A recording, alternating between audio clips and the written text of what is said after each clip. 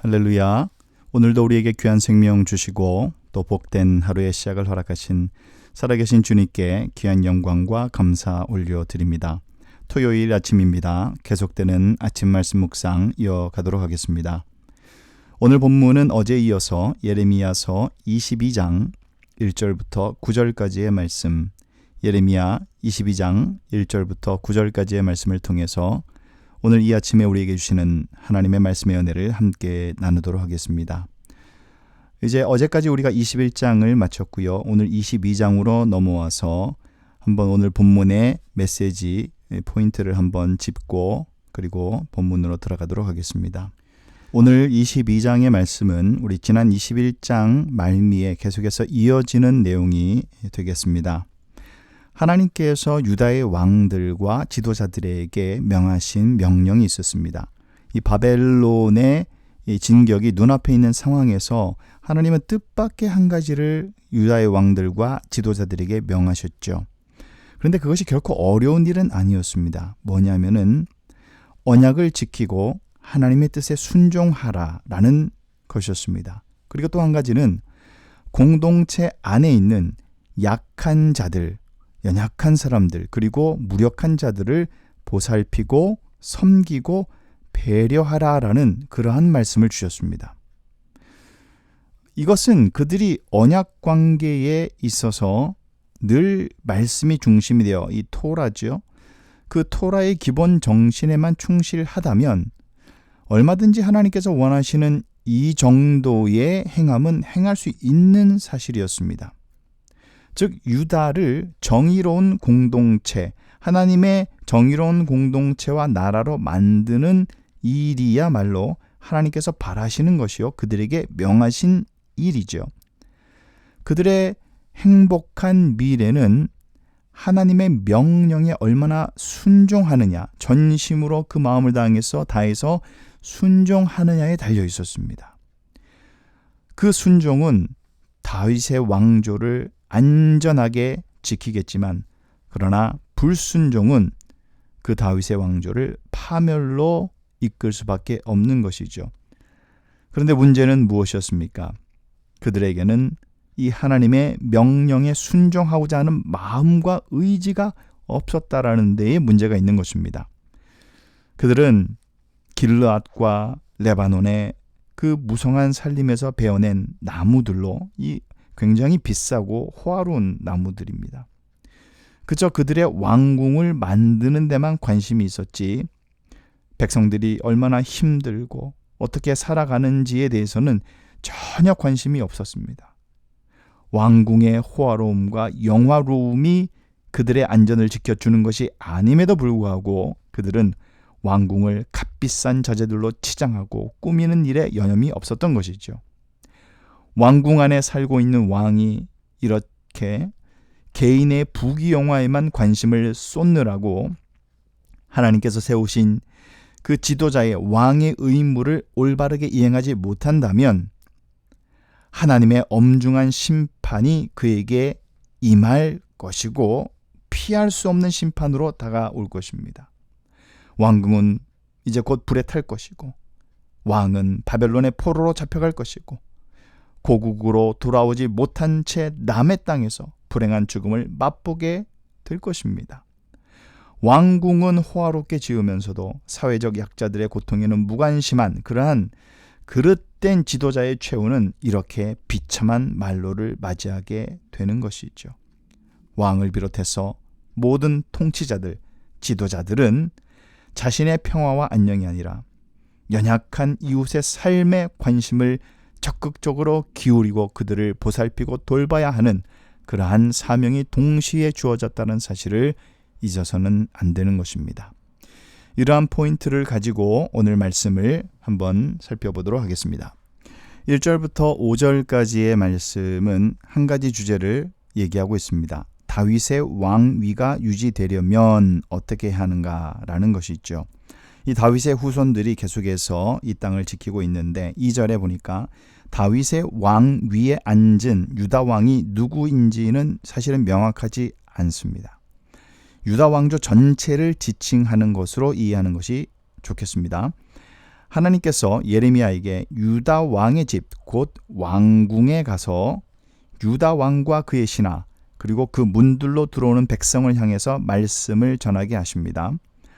이것은 왕의 문제가 왕에게만 영향을 미치는 것이 아니라 신하들 그리고 백성에게까지 전 나라에 영향을 미치는 문제이기 때문에 그렇죠. 다윗의 왕위를 잇는 유다의 왕은 무엇보다 정의와 공의를 행하고 약자들이 억울한 일을 당하지 않도록 해야 한다라고 3절에 기록하고 있습니다. 하나님께서는 유다의 왕이 그 사명을 준행하면 왕위가 계속해서 이어질 것이고 그 왕궁의 문을 통해서 왕과 신하와 백성이 말을 타고 들어오게 되리라 말씀하십니다. 왕조가 이어질 뿐만 아니라 번성할 것이고 또 강성해질 것이라는 약속을 4절에 말씀하시죠. 그러나 그렇지 않는다면 5절에 보니까 왕궁이 황폐하게 될 것이다. 그렇게 또 말씀하고 있습니다. 세상의 왕들은 나라의 부강을 위해서 말이 부강이지 그것은 사실은 명목일 뿐이지요. 그것을 이용해서 백성들을 쥐어짜고 백성들을 고통스럽게 하고 거기에서 그들은 그들의 안위를 취하기를 원하는 것입니다. 역사적으로 모든 나라들을 살펴보십시오. 똑같은 악행을 반복해서 짓고 있다는 사실을 알 수가 있습니다. 정말로 나라의 부강을 원하는 왕이라면 백성들 쥐어짜지 않지요. 백성들과 함께 가는 진정한 지도자의 길을 걸어가고 공의와 정의를 먼저 이루는 그러한 나라를 만들어 갈 것입니다. 그런데 이 유다의 왕들은 어떻게 했습니까? 정의와 공의를 세우고 약한 자들을 돌보는 일에 대한 그러한 사명을 망각하고 잊어버렸습니다. 하나님께서는 그 땅에 하나님의 정의와 공의를 세우면 하나님께서 지켜주시고 차고 넘치게 부어 주실 것이라 그렇게 성경 곳곳에서 말씀하고 있지요. 그러나 이 영적인 원리를 그들은 잊어버리고 망각해 버렸던 것입니다. 이 영적인 원리는 굉장히 중요합니다. 왜냐하면 이 원리는 시대를 뛰어넘어서 오늘날 우리들에게도 적용이 되기 때문입니다. 하나님의 백성으로서 우리가 성도의 삶을 사는데 하나님의 나라와 그의 의를 구하는 삶을 우리가 먼저 살아야 됩니다. 그러할 때에 하나님은 그 모든 것을 차고 넘치게 채워 주시는 것입니다. 그것이 성경의 약속이죠. 그러나 세상의 필요를 구하여서 무엇을 먹을까, 무엇을 입을까 고민하며 살다가는 그 모든 것을 다 빼앗길 수가 있는 것입니다. 왜 하나님이 지금 나를 이 자리에 두셨는지를 생각을 우리가 해보아야 할 것입니다. 우리는 하나님의 의를 내가 서 있는 이 자리에서 이루며 살라고 우리를 지금까지 또 여기까지 불러주신 줄 믿습니다. 그것이 오늘 우리가 모인 교회 공동체의 목적이고 사명이 되는 것이죠.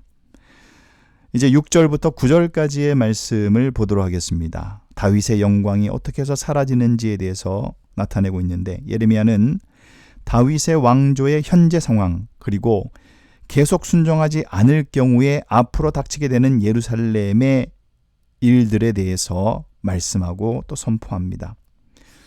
6절에 보니까 길르앗이나 레바논은 울창한 숲이 있는 곳이라 그랬습니다.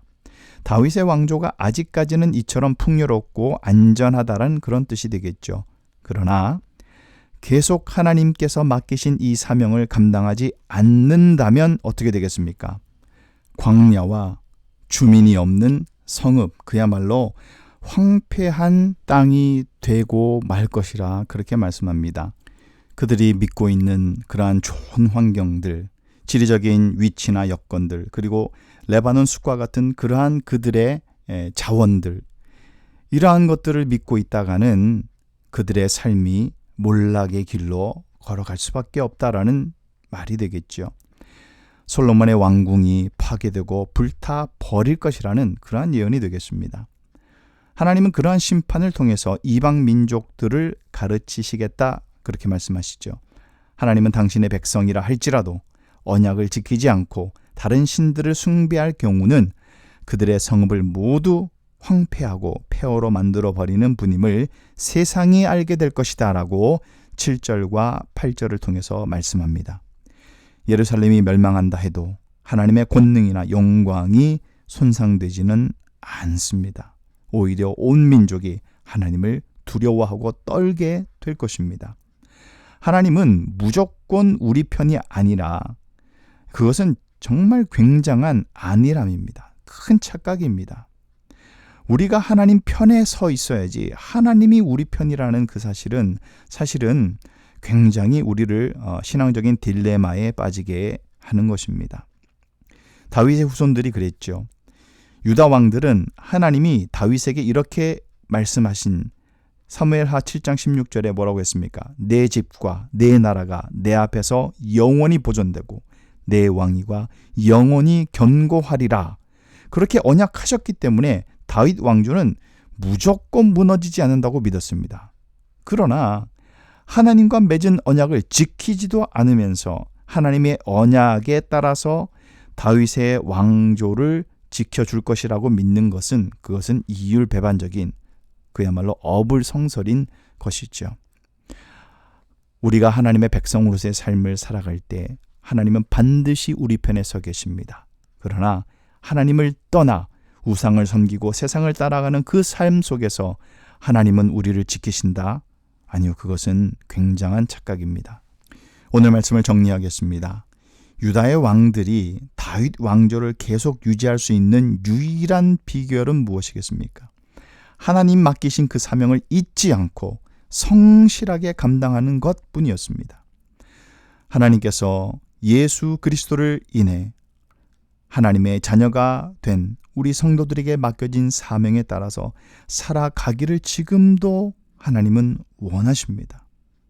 먼저 그의 나라와 그의 의를 구하고 예수 그리스도의 십자가 복음을 땅끝까지 전하며 살아가기를 기대하고 고대하시는 것입니다.